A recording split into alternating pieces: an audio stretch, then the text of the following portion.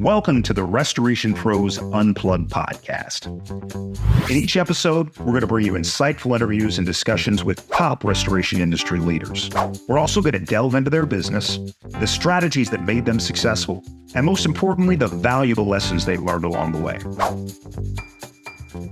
I'm your host, Clinton James. I'm also the Chief Marketing Officer at Water Restoration Marketing. We're a digital marketing agency dedicated to helping restoration companies nationwide secure more high-value water jobs. Now, this show, it aims to provide you with the knowledge and tools you need to excel in the restoration industry. So sit back, relax, and enjoy the show.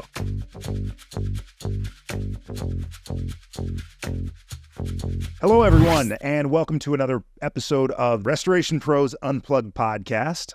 Having a day. I'm your host, Clinton James, Chief Marketing Officer over at Water Restoration Marketing. It is my pleasure today to be joined by Lyn Askin. Now, Lyn is a certified EOS Implementer and an exit planning advisor to a number of very successful businesses, my agency being one of them. Lyn, thank you for joining us today. This is my pleasure. I'm excited to be here with you. Awesome. I met Lyn a few years back at a conference, and Lyn put this book in myself and my business partner's hands. This is Traction by Gino Wickman. Am I saying his name right? Yeah, Gino Wickman. That's correct. It really has been a game changer for our business the last few years as we look to grow. So one of my goals with this podcast is not only to bring on people in the restoration space, talking about their stories, best practices for having a thriving restoration business, but it's also to bring in people from the outside that can provide value so that people get everything that they want to get out of growing their company. So if you're not familiar with Traction, it introduces the Entrepreneurial Operating System. So it's referred to as EOS, which for me has kind of like been a framework for us to get from where we were to where we want to be in terms of the business vision. And it also really has helped us from an operational standpoint. But I know Lyn is going to do a much better job of describing what EOS is. So Lyn, can you give the audience kind of a high-level overview of exactly what EOS is? Nah, you nailed it. You got it. No, that's it. So EOS is a business framework, but what it is really just a simple set of practical tools that'll help you get more of what you want from your business. Obviously, we think of EOS as helping people get better at three things. I want to help your audience get better at vision, traction, and healthy. And by vision, what I mean is I want to make sure that you and your leadership teams are 100% on the same page with where you're going and how you're going to get there. By traction, I mean, let's instill discipline and accountability so that no matter where you look, you see people executing on that vision. And by healthy, I just mean making you and your leadership team a more cohesive, functional, fun-loving team that actually likes to work together, because let's be honest, sometimes we're not. And so, we sort of find that entrepreneurs or entrepreneurial kind of companies are all built about the same. Like we all tend to be wrestling with 136 simultaneous issues, and it's a little bit of chaos. And we find, to the extent that we can help you really focus in and strengthen just six simple key areas of your business, you can have a better business and live a better life. So it's a framework. I think you described it really well.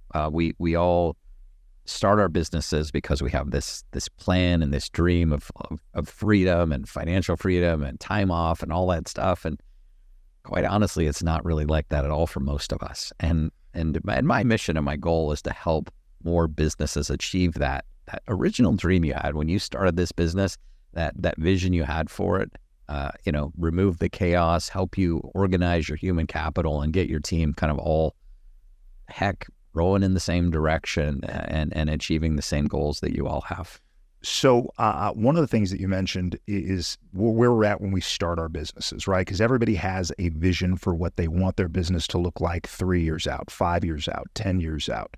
I'm sure when you grew up, went to school, started your entrepreneurial journey, EOS probably wasn't what you had envisioned for yourself. So tell us a little bit about your entrepreneurial background and then your path to becoming an EOS implementer. Oh gosh, this is great. So I've been an entrepreneur my whole life. I grew up in a little farmhouse in Montana, and I'll be honest, we had a lot of love in our house, but not a lot of money. And I believe that made me entrepreneurial real early. I wanted the things that the other kids had, and to get those things, I had to buy them myself. So I never had a pair of Levi's or a pair of Nikes or any of that stuff, and that's tough on a young kid. But it made me stronger, and it made me entrepreneurial. So I had a paper out when I was 8 or 9 years old. I started a mobile disc jockey business in my teens. I started building computers in my early 20s. I built one of the first online auctions in 1995. Ooh, you're dating yourself now. Launched an e-commerce store in 1996 and 97. And then I began building websites and helping people with our online marketing, and built a pretty good marketing agency over the next 20, 25 years. But despite that sort of success, I had the same challenges that everybody else had, Clinton. I had a lack of clear vision about who we were and who we served. Had maybe a lackluster team commitment, probably because of that lack of clear vision about where we were going. And I had a lack of discipline and accountability straight across the board, all the way to the top. And so, and by the way, Lyn, you're not alone, because those are really some of the same challenges that we were experiencing prior to implementing EOS, and also bringing you on as our implementer there. So, go ahead, continue. Yeah, I think that's challenges that all of us face. And then, ultimately, I had a pretty good business, maybe succeeding in spite of myself, and doing okay there. But in 2020, Clinton, I had the wake up call of all wake up calls. I was outside. I was working on a fence that a hurricane had come through Louisiana and tore down our fence. I was trying to put that fence back up, and I collapsed in my yard. Had a massive bilateral pulmonary embolism, and my wife obviously raced me to the hospital. Driving a speed that was probably neither safe nor prudent, but got me to the hospital. But all I could think about as I was laying there, essentially dying, was, what kind of mess did I just leave my wife and my son? My wife is going to have to go down to my office. She's going to have to fire all the team. She's going to lose all of our clients, and she's going to have to lock the door behind me and clean up a giant mess. Because, Clinton, I didn't have a business. I had a job. I had this thing that kind of made enough money to survive, but it wasn't a real business, because if I had died that day, my business would have died with me. That's powerful. Thank God I survived. Yeah. Well, I'm glad you survived. But I knew that I had to do something different for my family, and I had to build a company that could live on without me, whether I was there or not. And I started listening to some podcasts, reading some books, and I remembered a book that was on one of my shelves that I bought in 2014, and I pulled that book out again, and it was Traction. And I read that, and I knew this is the framework that I needed in my life. And I tried to self-implement and struggle with that a bit, is maybe an understatement. And then I hired a professional EOS implementer, and Clinton, the transformation in our business was remarkable. Over the next year and a half, we 3x'd our revenue, we 7x'd our profit, we grew from 10 employees to 27. And maybe even more importantly than that, I was able to take myself out of the day-to-day operations, because I built a great leadership team, and I put the right people in the right seats, and I had people to do the jobs that I had been doing myself.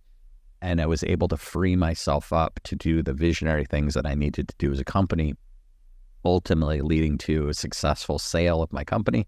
And so about a little over a year ago, I was able to sell my business, build that legacy for my family, and I just fell in love with the entire process. I fell in love with EOS. I fell in love with all of it, and decided that, my next step in my future is to help other people have that same journey, to be able to build something that was worth something, and build something that they didn't have to kill themselves to operate, and to build great leadership teams so that these businesses can basically run without you. So this is, obviously I've drank all the EOS, the orange Kool-Aid, or the, call it EOS, the gold champagne, or whatever you want to call it. Right. I drink it all.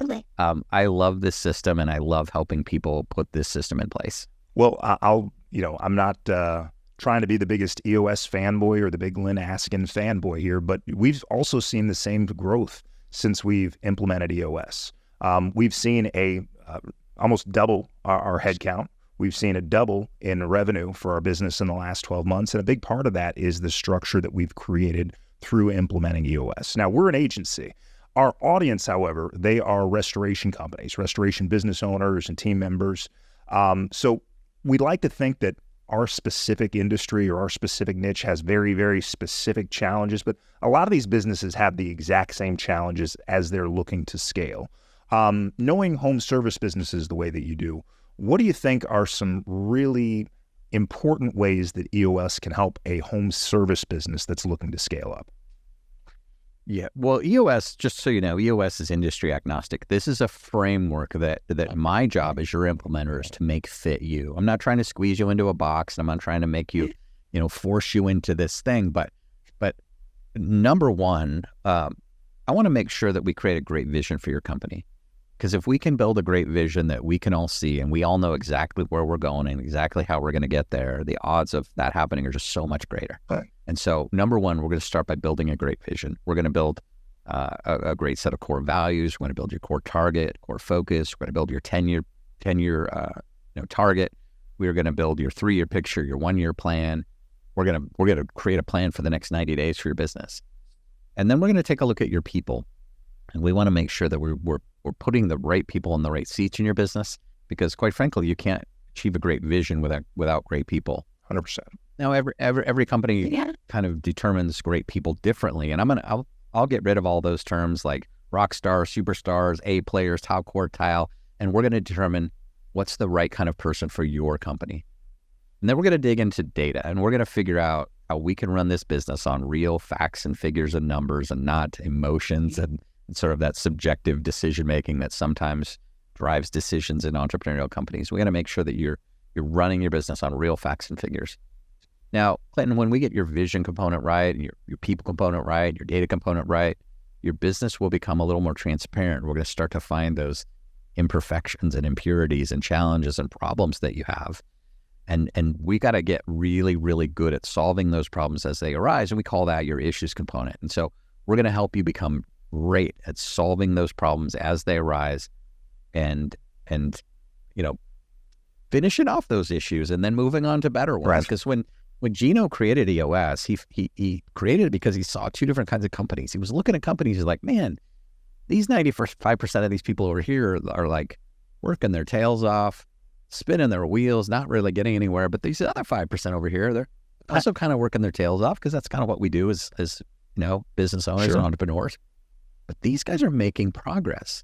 And what's the difference? And the difference is those 5%, they're solving their problems on a regular basis, and they're moving on to the next set of problems, because the problems never end. We get better problems. The 95%, those guys are dealing with the same problems over and over and over again in what we call like the worst case of business deja vu ever.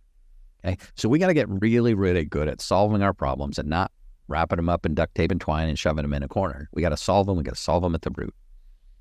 We got to make sure that all of your systems and processes are documented. And so we work on your process component. We make sure that, your handful of core processes are really systemized and documented to a 80-20 kind of entrepreneurial level. Yep. We're not trying to build a 700-page SOP manual here that nobody ever looks at. We're going to get really, really clear on what those core processes are, and we're going to get them documented and get them followed by all. Because anybody who touches one of those core processes, if we can get them to do those the right way and the best way every time, it's going to lead to a better business. It's going to lead to a better life. It's going to lead to more profit. And then we're going to take all of that. We're going to bring all of this vision down to the ground, and we're going to talk about traction. We're going to bring that vision down to the ground, and we're going to execute on it with discipline and accountability. So I'm going to teach you guys how to create a great quarterly plan, how to have great meetings, and all of those things. So does it work in home service? Absolutely. I mean, if we can solve those we can take those 6 key components of your business and make you 80% or stronger in each of those, you're going to run a great business. Now, you have the luxury of not only being an entrepreneur yourself, but now that you've got just really clients in all types of services there, in terms of folks that you're working with and implementing EOS, what are the most common problems that you're seeing a lot of these small businesses have? and how specifically has EOS helped them solve those problems? Please don't talk about me and my agency, because God knows we had a lot of problems and you certainly have been a part of the solution there. But just if we look at your book of business and the clients that you work with, are there some specific business or specific problems that you see a lot of these small businesses have, and how have you been able to, through EOS, help them to address those problems? Man, there's a lot. And so there's a lot that we could dig into there, but let's talk about people. Do you have people in your business? Well, I do. We've got a lot of them now. You're going to have some challenges, right? And if you have, the more people you have, the more challenges you're going to have here. So the people component is really, really important. I mean, all the components of your business are really important. We got the three legs of the stool kind of ideas or concept. We got to make sure that sales and marketing is strong. We got to make sure that your delivery, your product, your service is strong. We got to make sure your finance is strong. Because if any of those things are weak, well then, your business is weak. And so, but people in general, we got to make sure we put the right people in the right seats. Now, what are right people? Right people are people that fit your core values.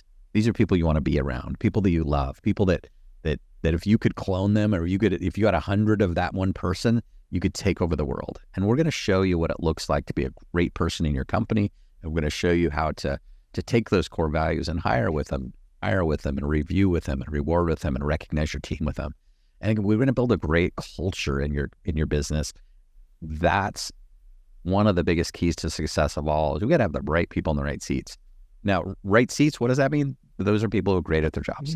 These are people with God-given skills and talent and the ability to learn and grow. And we have to have both right people and right seats. But there's a lot of different challenges that businesses have. Some of them have great people. They just don't have great structure or don't understand how to move the business forward. And if I were to sort of describe it, I think I would say that my job as EOS Implementer is to help you get from point A to point B as efficiently as possible. Now, how do we get from point A to point B? Well, number one, we got to know what point B looks like. So we got to create a great vision. Number two, we got to know who's going to do that work. So we got to build a great team of people that understands their role and understands their responsibilities and knows exactly what we expect of them. And then we got to lay that out for them. Number three, we got to continue to operate our business as it exists today. And so we still got to go out, we got to sell, and we can't abandon all that stuff and come into this new system. We still got to go sell. We still got to deliver the product or service, and we still got to collect the money. But number four, we've got to build the company that we've dreamed of. And so we've got to figure out, what does that look like? What does the company that we dreamed of really look like? And we got to have a plan to get that. And then number five, of course, I think that we have to have a system of discipline and accountability that can help hold us accountable to get all that work done. So EOS maps perfectly to those five things, and that's kind of what we do.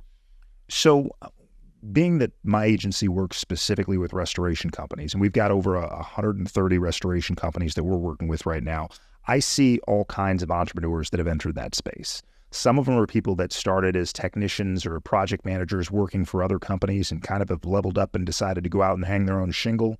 We've also got folks that are coming from corporate America that have a lot of the business acumen necessary to create that structure. But for those that didn't necessarily come from that structured background of corporate America, and this restoration company is their first endeavor into entrepreneurship, one of the things that might be intimidating for them is this idea of documenting processes, creating SOPs. So can you talk a little bit about how EOS can really help them in terms of structuring, creating that system? Because you mentioned before the processes and being able to put people in the seats with a kind of guidelines of how they would execute on their job. That's a really important part of building a successful business there. So for those that are intimidated by the idea of kind of taking all the things that they know they need to do in their business and actually documenting those processes and creating SOPs, how can EOS help that person? Well, number one, first thing I want to say is the first leadership ability that we teach you in EOS is the ability to simplify. And so we're going to simplify everything. Okay. We're not going to overcomplicate any process. We're going to come up with the 20% of the steps that get us 80% of the way. Gotcha. Right. And so we're not going to overcomplicate these processes. We have a handful of core processes. Yeah. This is how we hire and fire, like sort of an HR process. We've got our sales process. We've got a process for how we handhold our customers, kind of customer service. How do we deliver the product or service? We have certain operational processes for how we actually do the job of restoration. Right. We got processes around maybe around finance and how we collect the money. We got to make sure those core processes are really done well. Now, of course, there's more processes in your business, but we are going to take that 20/80 entrepreneurial approach to make sure that we get those handful of core processes documented well. Processes is really important, and EOS has their own very special process, kind of unique process that when someone is working with an implementer like yourself, that you take someone through. So can you walk us through what the process looks like for a business that is meeting with you and ultimately using you to implement EOS? Certainly. We have a proven process in our business, and we teach our clients to build one too. And essentially what a proven process is, Clinton, is it's a graphical representation of the journey that you take, that I take every one of my clients through to help them install this system and have success and growth. And so the EOS process starts with what we call a 90-minute meeting. And this is just a free 90-minute meeting where I meet with you and your leadership team, and I cover some very important things. I learn about you, you learn about me. I open up the EOS fire hose and I show you the entire system, and then I show you our proven process to kind of show you what it's like to work with us, or what it would look like to implement EOS. If you like what happens in that 90-minute meeting, of course, there's no charge for that. We're like Oprah a little bit. You get a 90-minute meeting. You get a 90-minute like you get a 90-minute. Like, okay, we'll do the 90-minute. If you want a 90-minute meeting, I'll do a 90-minute meeting with you. So, but if you like what happens in that meeting, we're going to schedule what's called Focus Day.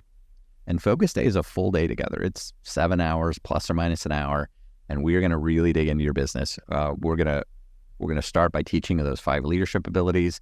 I only gave you one of them, the ability to simplify, but there's 4 others. We're going to teach you this. We're going to build out your accountability chart. We're going to start to put the right people in the right seats, and we're going to build your accountability chart for what your company needs to look like 6 to 12 months from now. Yeah. Not what it looks like yesterday, not what it looks like now, but what is the business we're trying to build? And so we're going to figure that out. We're going to start putting the right people in the right seats. Yeah. Then we're going to build your first set of rocks, which are, what are your biggest business priorities for the next 90 days? And we'll take you through a rock setting exercise. Yeah. We are going to teach you the level 10 meeting, which is, how you can just have one great meeting every week that kind of eliminates all those other crappy meetings that most of us have, where people get on there and just talk and talk and talk and talk and just loves hearing their voice. We're going to give you a great structure for a one meeting that can be your most effective hour and a half of the week. And then we're going to take the first shot at your scorecard. And remember, I talked about having KPIs or metrics that give us a pulse on our business. I want to make sure we have a great scorecard at the leadership level so that when we look at it, we know, hey, are we on track or are we off track this week? Are we having a good week this week, bad week this week? Okay. Now that's Focus Day. If you like what happened with Focus Day, we're going to schedule the next 2 days, which are 2 vision building days. Now in vision building day 1, of course, we're going to go backwards, and we're going to make sure that we're working out the kinks and the bugs and making sure that you guys are really understanding the work we've done so far, because this is spaced learning. Right. I can't just dump all of this on you in one day. It just wouldn't work. And so I'm going to go back and we're going to work through all of those things again. And then we're going to take a step and we're going to start building the vision for this company. And we do that by answering 8 questions, something we call our VTO, which are our Vision Traction Organizer. Number 1, what are your core values? Number 2, what is your core focus? Number 3, what is your core target? And that's about the end of vision building day 1. Okay. 30 days later, we do vision building day 2. We, again, go backwards, make sure you're understanding the tools, working out the kinks and the bugs and the stuff you've learned so far. And then we go ahead and we build out your marketing strategy. We build out your 3-year picture, because we want to know exactly what the company looks like 3 years from now. We're going to build your 1-year plan, and then we're going to build a new set of rocks for you to go forward for the next 90 days. So after 60 days, basically after our first 3 sessions together, you're going to have this system in place. You'll have mastered the Focus Day tools. You'll be using EOS in your company, and you're going to start growing. And we're going to move to a sort of an execution cycle where I just come in and I just run your quarterlies and annuals as long as you need me. Now, at some point, you're just going to get it, and you're going to like, we got this, and we're doing EOS, and we don't need Lyn anymore, and it's great.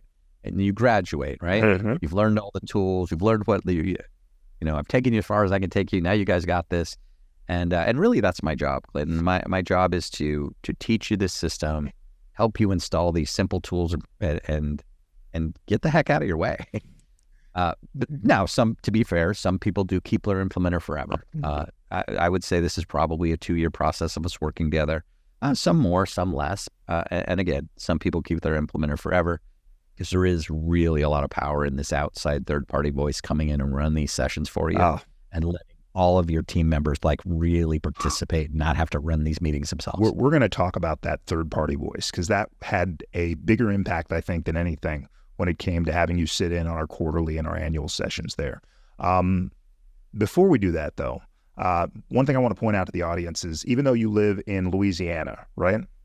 That's right. You hold these sessions, whether it's remotely with teams all over the country, or you actually physically will travel to the locations for some of these businesses as well, right? That's correct. Of my clients, I think about 75% or so are virtual. And so we do virtual sessions. Okay. We get a Zoom call and I bring all the technology and we make sure that you have a great session.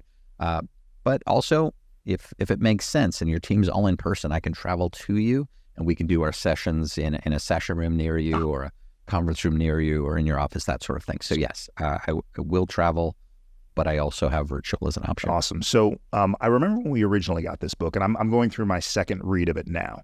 But myself, my business partners, we consider ourselves really smart guys. So after tearing through this book, we thought, hey, this is the game plan. We're very capable of executing on this game plan. We have great leadership. We built out a great leadership team. So we decided to try to self-implement the practices in Traction, in Gino Wickman's book there. We tried. Some of the stuff worked. Some of it didn't work. However, we reached a point where we decided, hey, there's probably some value in bringing a third party in to help. Officiate is not the right word. But sometimes it is. But it was impactful for us to bring in another voice, right? Because when you have a leadership team, you have a few owners of the business, the person that's ultimately driving the meeting doesn't really get to participate in the same way as everyone else on the leadership team there. So we started using you last year. You sat through a number of our quarterly planning sessions. And that's really been really impactful for me and my business partners in that we all get to participate as opposed to trying to oversee the meeting there. So for those of you who have not read Traction, go out, get a copy. You're going to try and self-implement because everybody does, I feel like, Lyn. Everybody takes the game plan and thinks they can run with it. But what have you seen? Like, I know how it impacted our business, right? Again, allowing everybody on the leadership team to be a participant instead of someone having to oversee the meeting. What have you seen folks that did try to self-implement versus bringing you in? What are their, what's the word I'm looking for? What's the value? Where's the biggest value that they have from having an implementer come in and work with them? There's a lot, I think. I think the difference is, well, one, self-implementing EOS or the EOS system is simple, but not easy. Yeah. And I think the more that you do EOS, the more that you realize that every word of Traction and every word of our 90-minute meeting is intentional because they're so perfect and so powerful. And when you try to do stuff yourself, you improvise and you change the parts and you just don't realize that you changed it. And next thing you know, you're running a different meeting than the level 10 meeting. 100%. It's all of this stuff is super intentional. And in a lot of ways, it's almost like that. There's a commercial. I don't know if it's a Geico or one of those where they have this dad's telling his son what to do. And the kid's like, yeah. And then TV dad tells him and he's like, hey, that's a great idea. It's almost like that in a lot of ways is I'm the TV dad that comes in and shares the information with you in a way that you're not hearing it from your visionary, because your visionary for years has been coming with a million ideas and they've been going, hey guys, let's do this and let's do this and let's do this and let's do this. And that gets, honestly, it gets tiresome to a lot of team members. And it's different hearing it from me. And I don't know why exactly, but it's super powerful for me to come in and run these meetings because, quite frankly, in your case, your visionary was having to run this session. Now we've taken your visionary completely out of the actual meeting itself where he's just focused on like, oh, I got to run it like this and I got to do it. He's got to learn this whole system. I mean, we just took one huge core piece of your leadership team out essentially that day. And I think having him participate in these meetings and to be able to share his voice and his vision with you guys has really made a big difference in your company. And I see it over and over and over again. One of the other big takeaways that I had in terms of you working with us and our leadership team, there's a level of accountability that seems to get raised a little bit, right? Like if you go out and you work out with a personal trainer, right? You can go through the motions, you know what exercises you're supposed to do. You have an idea of how many sets and how many reps you're supposed to do. But when you have a personal trainer there to hold you accountable, it increases the level of accountability. So do you see that a lot with the clients that you work with? Yeah, that's huge. I have a company that I work with who they're getting close to a $2 billion evaluation. Oof. And it's really amusing to me that their owners and leadership teams come up to me at a conference like, Lyn, we got all of our rocks done. And it was, and I was like, well, that's great. And I love it. But it's that level of accountability is so powerful because they didn't want to disappoint me and they wanted to make sure that they got all that stuff done. And having me come in, let's be honest, there's this procrastination model where if I sign something to you today and I tell you it's due in 90 days, what's the activity level look like? What's flat until like, oh shit, Lyn's coming. Yeah, only got a week to do this. Right. Hey, it's due tomorrow. We gotta get on it, right? And then of course we have tools to help you get around that too, because we have a weekly level 10 meeting where we check in and we make sure that you guys are actually making progress. Are you on track or are you off track? And we kind of bust that procrastination model because you don't have time to procrastinate if I'm talking to you every single week, or not me, but I mean your leadership team's having that level 10 every week. Right. We had the pleasure of working with all different sizes of restoration companies. So I've got clients that have worked with us for years that when we originally started working with them, they were an owner operator, kind of a one-man operation. They had the equipment, they got day laborers when they needed to.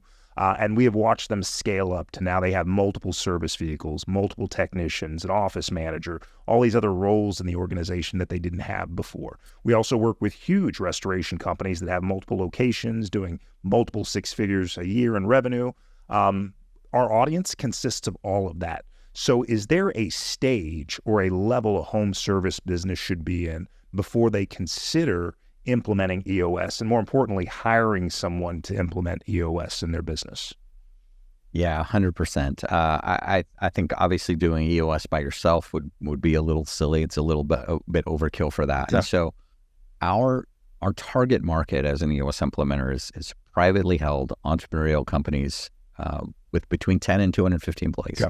Yeah. There's a certain amount of revenue that you have to have probably, and I don't know what it is in your industry because I don't know the profit margins, but hiring an EOS implementer does cost money. And so you've got to account for that. But the most important part of this is that you are building a leadership team who's open-minded, respectful, appreciative, growth-oriented, frustrated, you want help, and you're willing to be open and honest and vulnerable with yourself and the people around you. Because if you want this company to run and you want to have the best evaluation of your company, you want your company to be worth something, you've got to build a great leadership team and kind of elevate yourself above that, up into that visionary role where you're doing visionary stuff and the work's just getting done and you've built a great culture. And so if that's where you're at, if you're like, man, I just want to turn the corner in my business, I want to take the next step, shoot, let's have a quick conversation about to see if EOS might be a good fit for you. So there's an additional service that you added on recently, and is Exit Planning Advisor. So we have in the restoration space, and this is home services across the board, we're seeing an influx in private equity money. These private equity groups coming in, buying whether it's one location or multiple locations, merging those business together, streamlining operations. When an entrepreneur starts a restoration company, they may have a goal of building something that they can leave to their children and their children's children, kind of a legacy business, right? Other people getting into the restoration space understand that this is a means to an end for them, right? They have very clear goals and they have a very clear idea that, hey, when I get to this business to a certain point, I want to sell it.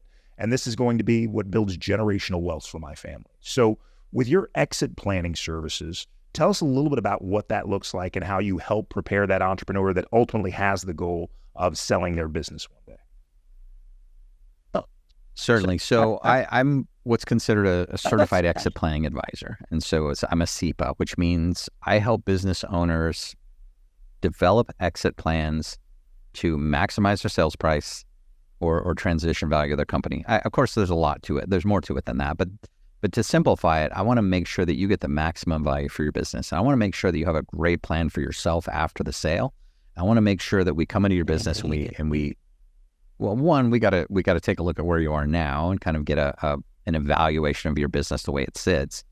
And then, of course, we want to make sure that we're de-risking our business, because those M&A guys, those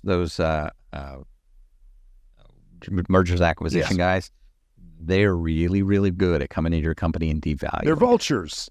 You can say it. I'm not going to say it. But I work with some of those guys. Okay, I want to keep my friendships. I want to keep my relationships with those people really, really good. But honestly, they're looking for a couple of things. They don't want to buy a risky company. So we've got to de-risk you, and what that means is we got to make sure. Well, let's just talk about valuation really quick. Let's talk about the industry sets the value, and the value is kind of a range of multiples. Let's just say it's between 1x and 6x. I don't know what it is in restoration, but let's just call it that. You don't control that. That's an industry standard. It's either between 1 and 6x. What you do control is where you fall in that multiple. Okay. And so what we do is we help you, first of all, the revenue in your business is only 20% of that calculation. The rest of the calculation is these 4 intangible capitals, like your human capital, your customer capital, structural capital, your social capital. And human capital really is, if you've got a strong mixture of talent, experience, resilience, motivation in your team, the value of your company increases, right? All things being, equal, the stronger your human capital is, the more value that you have in the market. Let's talk about customer capital. Customer capital is the strength of the relationships with your best customers. Sure. So we got to make sure that we have deep and integrated relationships and recurring revenue and contractual relationships and a diversified customer base. All of those things are things that contribute to a strong customer capital. And then, of course, we can talk about structural capital, which is essentially the infrastructure of your business. It's your processes, it's your financials, it's your strategies, it's your technology, it's your patents, it's your intellectual property. Is all of that know-how in your business is documented, right? Right. Is it something that can transfer? And then, of course, we have social capital. This is the last of the 4 intangible capitals, and this is your company culture. This is what elevates a company from just standard to best in class, right? And those best in class, if you can elevate yourself to best in class in all of these, you'll end up at the high end of the multiple. And so we got to make sure that we communicate well.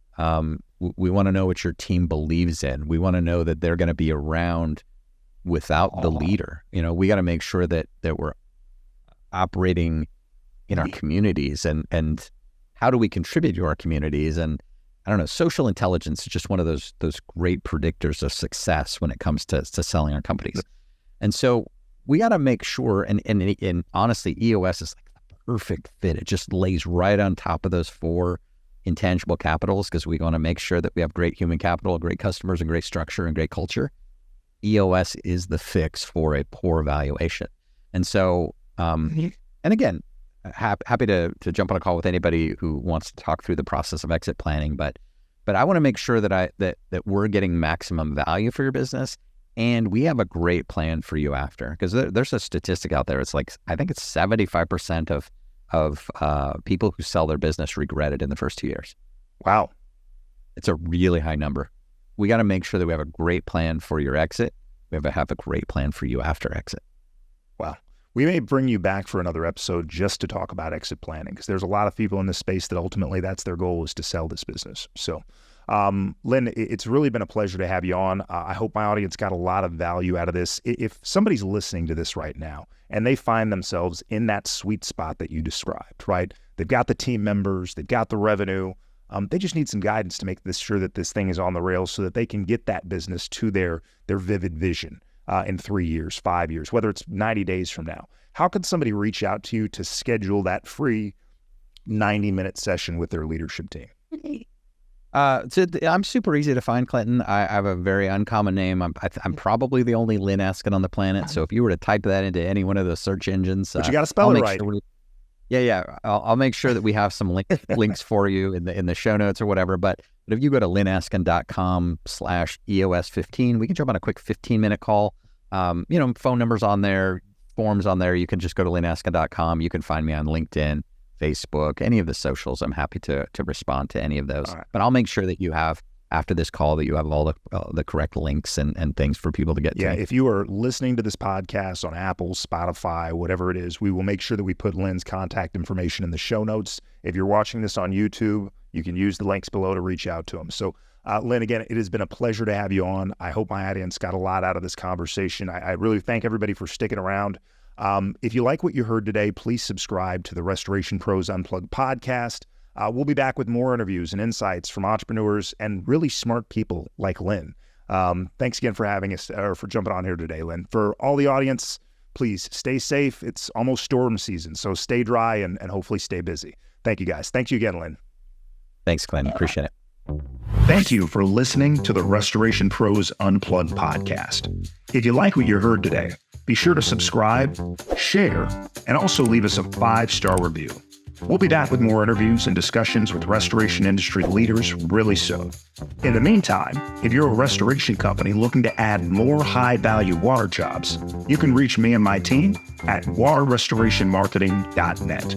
Again, that's waterrestorationmarketing.net. I look forward to hearing from you soon.